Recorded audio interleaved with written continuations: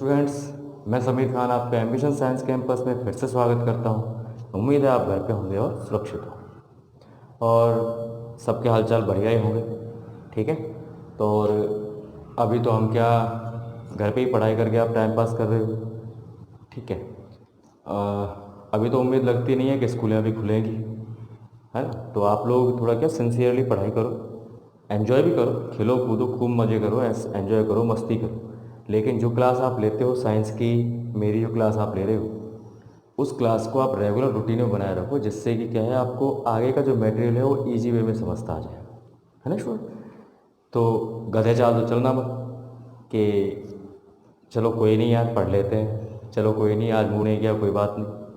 ठीक है, तो मैंने आपका 5th चैप्टर कंप्लीट किया था, साबुन अपमार्जक और मिसल छोड़ा था मैंने इस चैप्टर में, क्योंकि वो कार्बन वाले पार्ट में ईजी वे में समझ में आएगा। इसलिए हम मुद्दे पे बात करते हैं और हमारा मुद्दा ये है कि हमने जो चैप्टर ख़त्म किया उसके important questions related to acid base and salt. Means हमारा चैप्टर एसिड बेस और सॉल्ट का था, उसमें उससे इम्पोर्टेंट रिलेटेड जो क्वेश्चन थे वो हमें लेने हैं। देखिए हमने जो पढ़ा है और रफली जो हमने पढ़ा है उन चीज़ों को हमें गौर से देखना है। अभी तो मैं जो क्वेश्चन दिए हैं बिल्कुल ईजी दिए हैं, इसके बाद हम थोड़ा स्टार्टिंग से स्टडी करते हुए जो क्वेश्चन लिखेंगे वो आपको ध्यान रखने हैं। ओके गाइस, तो समझते हैं। हमारा फर्स्ट क्वेश्चन है क्षार का जलीय विलयन। आपको ये पता है कि अम्ल और क्षार जलीय विलयन बनाते हैं। अम्ल हाइड्रोजन आयन देता है, क्षार हाइड्रोक्सिल आयन देता है। मैं रिवाइज भी कराता जाता हूँ, क्वेश्चन भी करा दूंगा। जलीय विलयन जो क्षार का होता है, आप ये जानते हो कि लिटमस पत्र हमें थैलोफाइटा के समूह से प्राप्त होता है। उस लाइकेन से लिटमस पत्र प्राप्त होता है। लिटमस पत्र नीला होता है, एक्चुअल में नीला होता है या बैंगनी होता है। अम्ल नीले को तो क्या करता है, लाल, और क्षार क्या करता है, जो लाल हुआ उसको वापस क्या कर देता है, नीला। तो देखो क्षार का जलीय विलयन ये कह रहा है कि लाल को नीला करता है, पहले ही पे ही आंसर आ गया। देखो नीले लिटमस को तो लाल कौन करेगा, अम्ल करेगा। रंगहीन अगर हो जाएगा तो हम लोग क्षार की उपस्थिति का पता लगेगा ही नहीं, या कोई प्रभाव नहीं पड़ता, बिल्कुल प्रभाव पड़ता है। क्योंकि लिटमस पत्र नीला होता है, अम्ल नीले को लाल करता है और क्षार लाल को नीला करता है। तो आंसर क्या है, लाल लिटमस को नीला, और अम्ल होता तो क्या होता, नीले लिटमस को लाल। क्लियर है गए। सेकंड क्वेश्चन, पीएच किस आयन की सांद्रता का ऋणात्मक लघुकणक है। मैंने आपको बताया था पीएच का मतलब होता है पावर ऑफ हाइड्रोजन, और पावर ऑफ हाइड्रोजन में जो हाइड्रोजन है वो है हाइड्रोजन आयन की सांद्रता को दर्शाता है ये। हाइड्रोजन आयन की सांद्रता को दर्शाता है, लेकिन ऋणात्मक लघुगणक भी किसका होगा, मतलब नेगेटिव लॉग किसका होगा, हाइड्रोजन आयन का। क्योंकि मैंने आपको बताया था कि पीएच बराबर माइनस log 10 हाइड्रोजन आयन, बताया था। तो हम क्या कहेंगे कि ये जो पीएच है हाइड्रोजन आयन का ऋणात्मक लघुकणक है, हाइड्रोजन आयन की सांद्रता का ऋणात्मक लघुकणक है। तो आंसर क्या आएगा बताइए, आंसर क्या आया, हाइड्रोजन। क्या आया, हाइड्रोजन प्लस, मैंने आपको बता भी दी, पीएच बराबर minus log 10 hydrogen ion. Third question है अग्निशमन में किसका प्रयोग होता है। अब आप ये जानते हो कि अग्निशमन यंत्र में कार्बन डाइऑक्साइड काम आती है, गैस। अगर इसमें कहीं भी कार्बन डाइऑक्साइड होती तो हम सीधा सोच समझ के बात कर लेते हैं, लेकिन गैस का प्रयोग होता तो ही तो लिखते हैं ना। लेकिन ये कह रहा है किसका प्रयोग है। अब चारों का एग्जाम्पल देखो, सोडियम कार्बोनेट, सोडियम बाइकार्बोनेट है, कैल्शियम सल्फेट है और सोडियम क्लोराइड। अग्निशमन में कार्बन डाइऑक्साइड गैस प्रयुक्त होती है। अब हमसे कोई पूछे कि कार्बन डाइऑक्साइड गैस कैसे कब निकली होगी, अगर इन चारों में गौर करें, हम थोड़ा सा आइडिया लगा के चारों में अगर गौर करें तो हमें कार्बन डाइऑक्साइड दो में महसूस हो रही है। किसमें महसूस हो रही है, दो में, एक तो इसमें और एक इसमें। अब बात आती है कि इसको तोड़े तो क्या ये बनेगा, है ना, या इसको तोड़े। तो आपको ये पता है कि Na2CO3 जब टूटेगा, है ना, तो क्या बनाएगा, Na प्लस CO बनाएगा, ठीक है, गैस निकलेगी मानता हूँ। लेकिन यहाँ जब होगा तो NaSCO3 में देखो जो हाइड्रोजन कार्बोनेट है, इस कार्बन डाइऑक्साइड के साथ में क्या निकलेगा, जल। क्या निकलेगा, जल। तो यहाँ पर जब जल के साथ में कार्बन डाइऑक्साइड होगी, और मैंने आपको नोट में भी लिखवाया था कि सोडियम बाइकार्बोनेट का उपयोग एक तो दुर्बल क्षार अर्थात एंटासिड के रूप में प्रयोग किया जाता है, और अग्निशमक में भी इसके द्वारा निकली कार्बन डाइऑक्साइड गैस का प्रयोग किया जाता है। मैंने आपको बताया पिछली क्लास में, देखिएगा। तो आंसर क्या आएगा आपका, NaHCO3, क्योंकि Na2CO3 जो है अकेला है तो सोडियम कार्बोनेट है, वो भी कब बनता है, जब सोडियम बाइकार्बोनेट को गर्म करते हैं, फुलाव आता है मैदे के आयतन में। लेकिन चलो अगला देखो, धावन सोडे का सूत्र, इससे संबंधित देखो, धावन सोडे में भी Na2CO3 लिखा है, NaSCO3 है, ये सोडियम कार्बोनेट है, ये सोडियम बाइकार्बोनेट है, खाने का सोडा, मीठा सोडा, ठीक है, बेकिंग सोडा। ये प्लास्टर ऑफ पेरिस का सूत्र है, अगर आपको पता हो तो POP CaSO4.12H2, और यह है Na2CO3.10H2। क्यों, क्योंकि धावन सोडा बनाने के लिए सोडियम कार्बोनेट का क्रिस्टलीकरण किया था कितने अणु जल के साथ, 10 अणु जल के साथ। तो सूत्र क्या आएगा जी, हाँ या ना। तो मैं आपका क्या पूरा चैप्टर रिवाइज करा दूंगा अभी क्वेश्चन आंसर में ही, तो आपको समझ में आ रहा होगा मैं क्या कह रहा हूँ आपसे। हमने जो क्वेश्चन करे उसका क्या लॉजिक आपको साथ में लेके चल रहा है, ऐसे नहीं तुक्का मार दिया, इसमें ये कर दें, ये करें, ये करें, ये करें, एक अक्कड़ बक्कड़ बम्बे वो, ऐसा नहीं होगा। यहाँ पर आपको तुक्का नहीं मारना, काम करना है, और काम प्रॉपर तरीके से होना चाहिए। ओके गाइस, जब तक थ्योरी आपको पता नहीं होगी तब तक आगे काम नहीं होगा। क्लियर बात। तो यहाँ पे हम अगले क्वेश्चन लेते हैं, ठीक है, मैं उनको लिख देता हूँ फिर आपको वापस बताता हूँ। अब देखो हमने क्वेश्चन लिखे 5 क्वेश्चन, और उसके बाद और भी क्वेश्चन हैं उनको देखते हैं, ठीक है। 5वां क्वेश्चन, विरंजक चूर्ण, जानते हो आप विरंजक चूर्ण का सूत्र क्या है। सबसे पहले आपको ये पता होनी चाहिए कि विरंजक चूर्ण में क्लोरीन गैस होती है, कैल्शियम होती है, कैल्शियम होता है, और ऑक्सीजन होती है। सूत्र आपको पता होना चाहिए, उसका नाम है कैल्शियम ऑक्सीक्लोराइड। क्या बोलते हैं, कैल्शियम ऑक्सीक्लोराइड।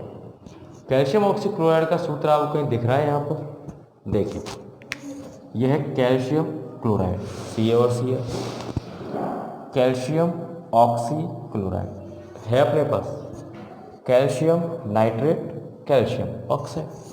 तो बताइए आंसर क्या आएगा, CaOCl। लेकिन अब इसी की तर्ज पे जो अपना सेकंड क्वेश्चन है वो अच्छी तरह देखिए। विरंजक चूर्ण बनाने में क्लोरीन गैस किस में प्रवाहित होती है। विरंजक चूर्ण आपको बनाना है तो उसमें जो क्लोरीन गैस है किससे निकलेगी, क्लोर 4 अभिक्रिया से जो क्लोरीन गैस निकलती है उस गैस को किस में प्रवाहित करते हैं, जब जाके कैल्शियम ऑक्सीक्लोराइड बनता है। देखिए ये बुझा हुआ चूना है, बिना बुझा चूना, ठीक है, क्योंकि जल भी बनना है, ये ध्यान रखना। विरंजक चूर्ण का निर्माण है तो उसमें ध्यान रखना जल भी बनेगा, तो OH भी होना चाहिए, है ना, हाइड्रोजन भी ऊपर से होना चाहिए। यह है कैल्शियम क्लोराइड, क्या इसमें हाइड्रोजन है, क्या इसमें है, ऑक्सीजन भी नहीं है इसमें, तो इसमें कैल्शियम भी है, ऑक्सीजन भी है, और हाइड्रोजन भी है। तो बताइए आंसर क्या आएगा, कैल्शियम हाइड्रो। क्या आएगा गाइस, कैल्शियम हाइड्रो। समझ में आ रहा है, देखो समझ में आ रहा है तो वीडियो को लाइक किया करो, अपना कमेंट्स लिख के भेजा करो कि हाँ सर समझ में आया। कोई क्वेश्चन है तो उसको, आजकल तो मोबाइल पे भी वॉइस मैसेज होते हैं, आप बाकायदा टाइपराइटर में जाएंगे, जब टाइपिंग करेंगे उसमें ऊपर एक वॉइस का निशान आता है, वॉइस पे भी क्लिक करोगे तो आप ईजी वे में हिंदी करके बोल सकते हो, सर ये क्वेश्चन है, मेरा ये क्वेश्चन का आंसर दीजिए ना, तो टाइप होके मेरे पास आ जाएगा ऑटोमेटिक। तो आप उस चीज़ को फोकस करें, है ना, थोड़ा सा। अब है क्वेश्चन नंबर 7, दंत क्षय होने पर मुंह का pH। अब दंत क्षय कब होगा और इनेमल संक्षारित कब होगा। दंत क्षय मतलब आपके दांतों का जो इनेमल है वो संक्षारित हो जाता है। इसमें जो हम भोजन करते हैं, भोजन करने के साथ साथ हमारे दांतों में कुछ कण फंस जाते हैं, वो कण अम्ल माध्यम प्रदान करते हैं। अम्लीय माध्यम प्रदान करते हैं तो मुंह का pH किससे कम हो जाता है, 5 से कम या 5.5 से कम? 5.5 से कम। तो आंसर देखिए 6.5 होगा क्या? नहीं होगा। 5.8 होगा क्या? नहीं होगा। 5.5 से कम होगा क्या? होगा। आंसर सीधा सीधा 7 तो उदासीन हो ही जाता है। समझ में आ रहा है गाइस? मैंने जो पढ़ाया है पूरा रिवाइज कराऊंगा आपको अभी, बस ध्यान रखिएगा कि टाइम हालांकि कम रहता है लेकिन फिर भी कोशिश पूरी करूंगा कि आपको कवर अप कर दूँ। मिल्क ऑफ मैग्नीशिया क्या है? आपको पता होना चाहिए मिल्क ऑफ मैग्नीशिया कहाँ काम आता है। मतलब अम्ल की मात्रा ज़्यादा हो जाती है तो उसको कम करने के लिए। अब देखो मिल्क, दूध, ये भूल जाओ, लेकिन क्या ध्यान रखो, मैग्नीशिया, और मैग्नीशिया वर्ड किससे बना है? मैग्नीशियम से। तो बताओ ये है क्या? ये है क्या? ये है ना MgOH का होल ट्वाइस। हाँ या ना? आंसर आ गया आपका MgOH का whole twice. Milk of magnesia जब भी आपको दिखे तो वहाँ पर मिल्क होता है दूध, दूध होता है पानी की तरह, और मैग्नीशिया मतलब मैग्नीशियम, पानी को बनाने के लिए OH आता है, MgOH का होल ट्वाइस। नेक्स्ट क्वेश्चन, अम्लीयता होती है। अब अम्लीयता कब होती है? एसिडिटी बोलते हैं इसको। कब होती है? जब HCl का लेवल, HCl का स्त्रावण अत्यधिक हो जाए तो वहाँ पर वो रिवर्स में एसिड हमारे गले तक आता है, हमारे गले और सीने में जलन पैदा करता है। इसको क्या बोलते हैं? एसिडिटी या कब्ज भी बोलते हैं। तो आप देखो अम्लीयता होती है, स्त्रावण अधिक हुआ है कब? अधिक। तो देखो HCl की कमी से नहीं, HCl की अधिकता से बिल्कुल। तो आंसर क्या है? आगे सोचना ही नहीं है आपको। क्यों? ये कब पता लगेगा? जब आप कोई थोड़ा डीप पढ़ोगे, हल्का सा पता आपको तभी चलेगा। और आप अपने क्वेश्चन खुद बनाना जिस दिन प्रारंभ कर दोगे उस दिन आपको ऑटोमेटिक समझ में आ जाएगा। ठीक है, तो आगे कुछ क्वेश्चंस और हैं जो आपका पूरा चैप्टर भी कवर अप हो जाएगा और आपका काम भी हो जाएगा। ठीक है, तो आगे बढ़ता हूँ और क्वेश्चन देखिए। क्वेश्चन नंबर 10, अम्ल जलीय विलयन में हाइड्रोजन आयन व क्षार OH आयन देते हैं। ये तो हमें पता है। ये किसने कहा? ये किसने कहा? बताइए किसकी थ्योरी थी कि अम्ल जलीय विलयन में हाइड्रोजन आयन देते हैं और क्षार जलीय विलयन में हाइड्रोक्सिल आयन देते हैं। देखिए हमने सबसे पहले सिद्धांत पढ़ा था आर्रेनियस का जलीय विलयन सिद्धांत या अम्ल क्षार की धारणा। उसमें उन्होंने कहा था कि अम्ल जलीय विलयन में हाइड्रोजन आयन देते हैं और क्षार जलीय विलयन में हाइड्रोक्सिल आयन देते हैं। ठीक है, फिर है ब्रोंस्टेड-लोरी के अनुसार अम्ल प्रोटॉन। ब्रोंस्टेड-लोरी के अनुसार अम्ल प्रोटॉन। देखिए मैंने आपको एग्जांपल दिया था HCl प्लस H2O तीर का निशान दिया था ना, क्या बना था बताइए? H3O plus plus Cl minus. तो देखो जल ने हाइड्रोजन ग्रहण किया है और HCl अपने आप में क्या दिख रहा है आपको? अम्ल। मैंने इसका एग्जाम्पल इसलिए दिया कि HCl डायरेक्ट आपको अम्ल दिख रहा है। ठीक है, तो यहाँ पर HCl जब अम्ल है तो इसने अपना हाइड्रोजन दे दिया। इसका मतलब जो प्रोटॉन होता है ब्रोंस्टेड-लोरी के अनुसार प्रोटॉन क्या होता है?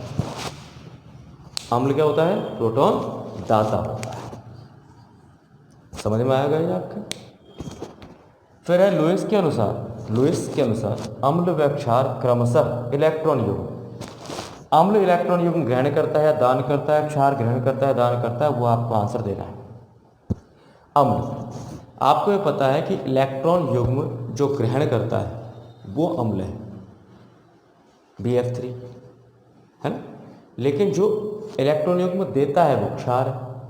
तो देखो यहाँ पे अम्ल इलेक्ट्रॉन युग्म ग्रहण करने वाला है, तो ग्रहण किस में आ रहा है? इसमें आ रहा है। देखो ग्रहण और क्षार दान, तो आंसर क्या आएगा?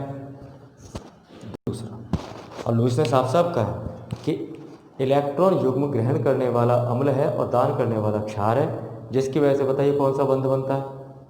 उप सह संयोजक बंध, क्योंकि वहाँ पे इलेक्ट्रॉन युग्म अतिरिक्त होते हैं और वो अतिरिक्त इलेक्ट्रॉन युग्म खुद के पास तो होते ही हैं लेकिन उसके काम के नहीं आते, तो खुद दूसरे को डोनेट कर देता है कि भाई तुम मेरे वाले को इस्तेमाल करो, अपना अष्टक पूरा कीजिए। तो यहाँ पर इलेक्ट्रॉन युग्म के द्वारा उपसहसंयोजक बंध किस अवधारणा में है? तो बताइए आंसर क्या आएगा? आंसर आएगा लुईस हमलॉक क्षार। यहाँ पे मैंने आपके इम्पोर्टेंट टॉपिक ख़त्म करे चैप्टर, ठीक है, और सब थ्योरिकल, और उम्मीद है आपको क्लास अच्छी लगी होगी। प्लीज़ वीडियो को पूरा देखें और अपना वॉच टाइम बढ़ाएं, जिससे कि आप ज़्यादा से ज़्यादा अच्छी तरह गेन कर सको, सीख सको। ठीक है स्टूडेंट, तो मेरी तरफ से आपको बहुत सारा प्यार। आप आराम से पढ़िए, तन्मयता से पढ़िए, चाहे 15 मिनट पढ़ो लेकिन मन से पढ़ो। ओके स्टूडेंट, तो ये मेरी आपसे रिक्वेस्ट है कि वीडियो को लाइक करो, शेयर करो और सब्सक्राइब करो। ठीक है student, okay, take care and bye.